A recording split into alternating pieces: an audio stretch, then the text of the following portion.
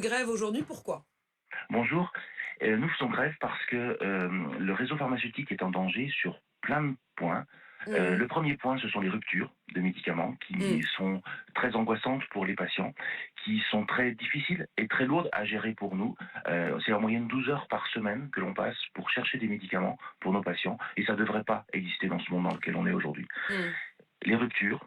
Deuxièmement, on a des difficultés économiques dans les pharmacies avec une baisse de la rentabilité et une augmentation des charges qui est énorme, due en particulier à nos salaires. On a tous une équipe derrière nous, en moyenne 5 à 6 personnes par officine.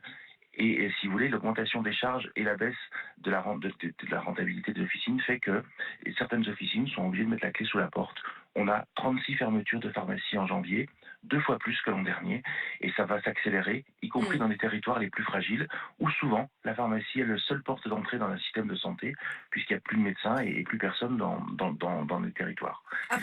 Après, j'ai quand même un point, c'est évidemment il y a la question des ruptures et on en a souvent parlé ici et j'imagine aussi, c'est-à-dire que nous on en a parlé aussi du point de vue des patients qui se retrouvent dans des états d'angoisse pour avoir des médicaments qui parfois sont vitaux pour eux-mêmes ou pour leurs enfants et qui sont obligés de faire 10 pharmacies avec à chaque fois l'angoisse de ne pas le trouver. J'imagine aussi ce que ça a comme conséquence de votre côté, c'est-à-dire vous devez aussi gérer l'angoisse et la difficulté aussi à trouver une filière d'acheminement de ces médicaments. En revanche, sur le deuxième point, quand vous dites baisse de rémunération, moi je voudrais savoir ce que vous répondez au ministre de la Santé qui, au micro de l'Assemblée nationale hier, en plein hémicycle, a affirmé à l'inverse que la rémunération, je cite, la rémunération des pharmaciens s'est élevée à 7,3 milliards d'euros en 2023, en hausse de 20% depuis 2019.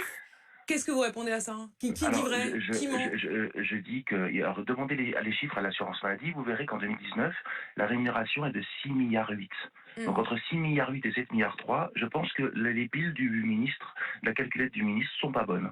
Faites Mmh. 6,8 milliards plus 20% et vous n'obtiendrez pas 7,3 milliards.